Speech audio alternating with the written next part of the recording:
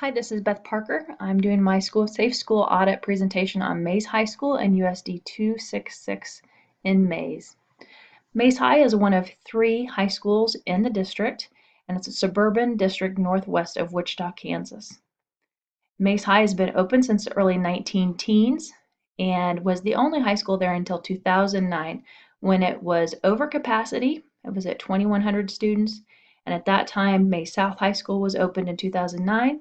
There was also an alternative program that continues to exist. It has about 60 students on an annual basis. That opened in 1999. We have 7,300 students in our district, and last year we had about 630 total employees.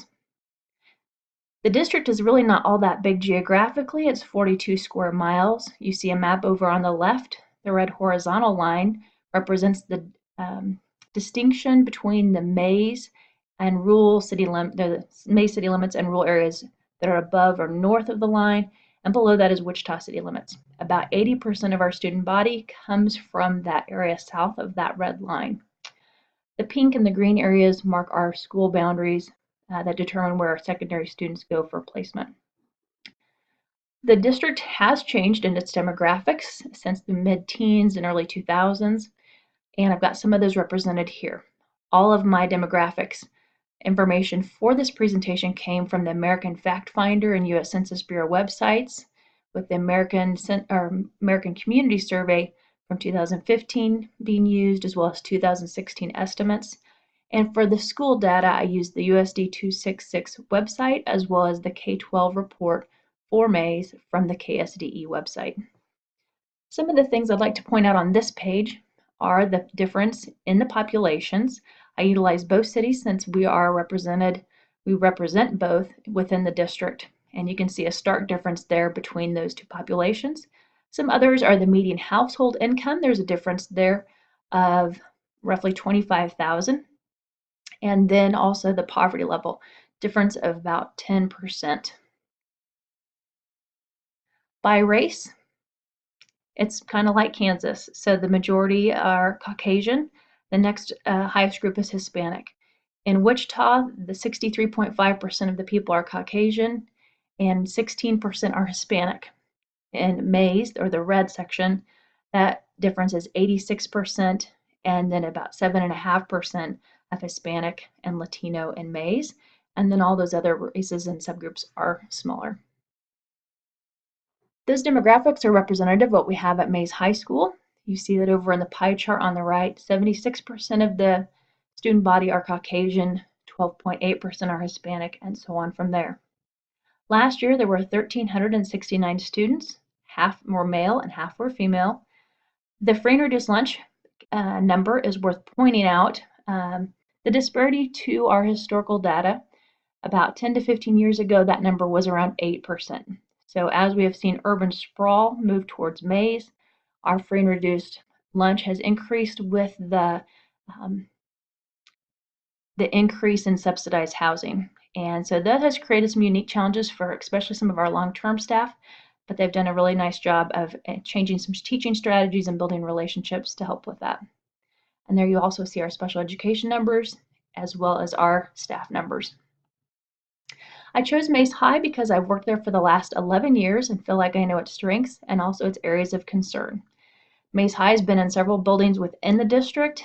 This particular one opened in 1997 and 98 and has undergone several renovations, including some bond improvements right now.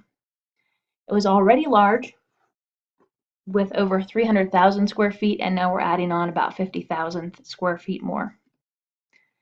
Here's our campus map. You see several athletic fields that are on the north end, and a couple of points that I'd like to, or things I'd like to point out. Right here is where we have our new FEMA space that you'll see a picture of in a moment. And then in this area is the Mays Career Academy, and that again represents about 50,000 square feet. In this area on this field is where a new transportation facility is going to be, and this is location of a new retention pond that I'll visit more about in a minute.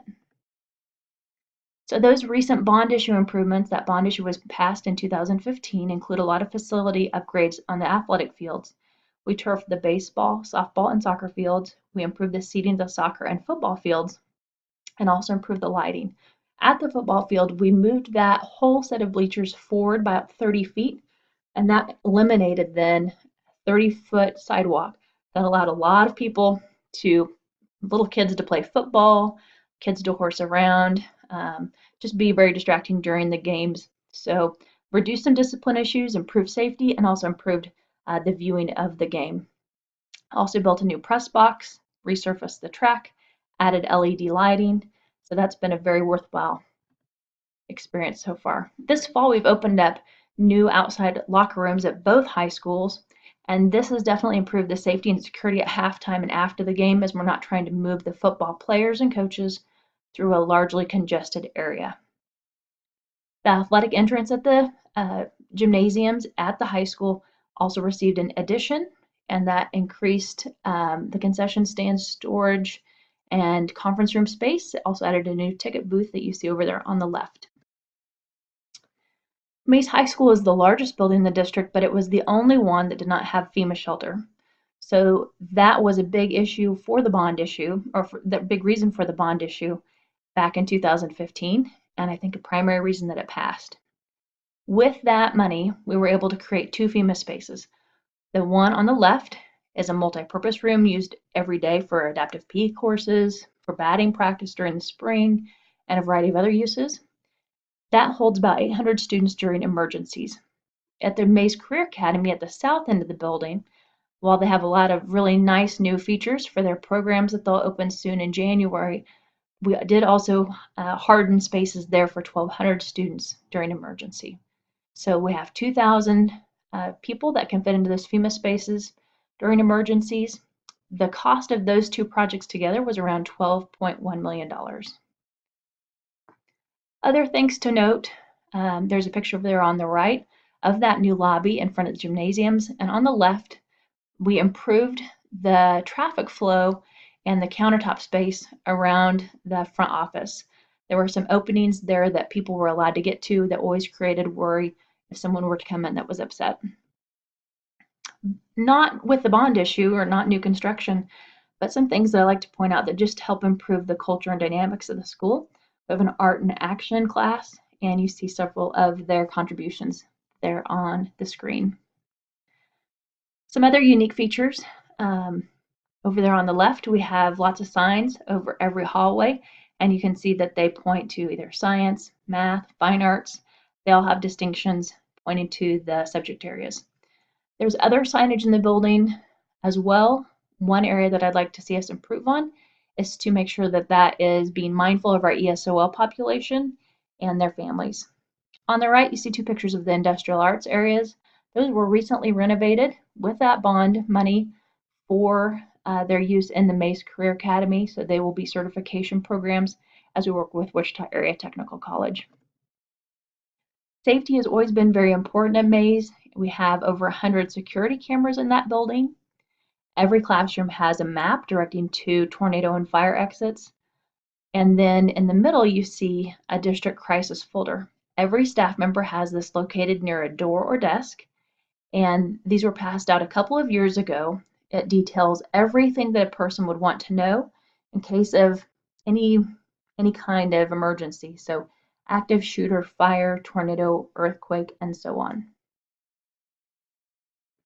Besides all those positive things, we do have a few areas of concern, and I'll start with those on the inside of the building. On the left, you see a boiler room door.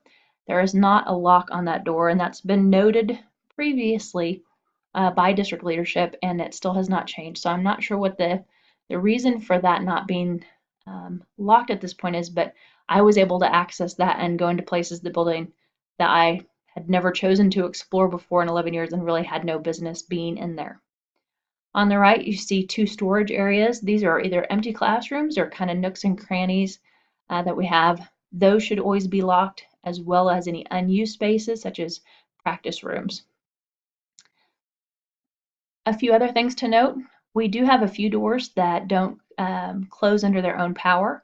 They don't latch properly, and that needs to be fixed. Over on the far right, you see our gates. That's probably the least used feature in the entire building. I don't think I ever saw them being used in the 11 years that I worked at Mays High. And that should certainly be used during our athletic events and different activities to prevent access to building space that we don't want people to be in. The two things in the middle, just worth noting, we do have a science galley that they use a lot for storage. They have improved their storage by moving the storage racks and stands away from the electrical panels. That didn't happen until we had a small fire there last year, though. So now they still have some rolling carts in the way that probably shouldn't be there, but it is a big improvement already. And then the middle right, you see a picture of a door that has just the observation room is blocked, and that creates some difficult observation during fire drills. On the exterior, we have a few more issues to point out. For the most part, the spaces around the high school, they don't have large trees, there aren't any other buildings, so it's easy to observe and see a threat coming. There's one area in particular, there are some hidden spaces, and although there are security cameras in our receiving area, the dumpsters do prevent those security cameras from seeing everything. On the left, you see what I have like to call the Mays High Racetrack. Our buses line up at the south end of the building, and when they leave to exit onto the street, the kids follow them out from the east side over here, race around the south end of the building, and then along the west side and try to exit out here by our maintenance area so they can beat the buses to the street. And so I would highly recommend speed bumps or some other feature to be put there. There is potential roof access in what we call our art courtyard. They did remove a few years ago a ladder that was attached to the wall, but it's still something where an intruder or students could use those tables you see in the picture to prop those up and get access to the roof. I mentioned earlier there's a new retention pond that drains water from the new transportation area in Mays Career Academy. And the reason I note that is it is significantly deeper than all the other ones that are in the district. It's 10 feet deep at the lowest point, and none of them have any signage or fencing, but this one is, because it's so much deeper, that has me concerned a little bit.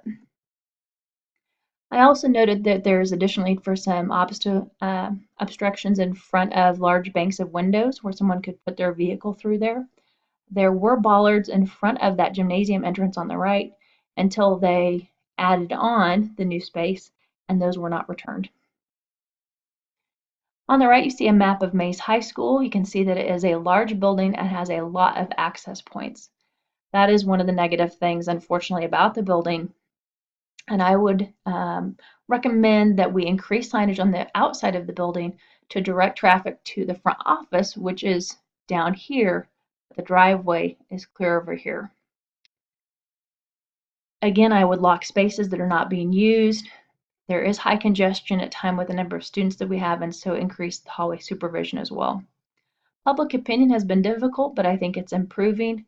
We had a preference system prior to last November, and a lot of that public opinion hinged on the location to the primary, or to the most of the homes, which was Mays South High School, and also the newness. And this building was built in the mid-90s, that one in the mid-2000s, and so that made a big difference. Some of the positives are also included in my final thoughts. I do think the frequency of audits is very important. We have started to have those within the last couple of years with changes in our leadership at the district level.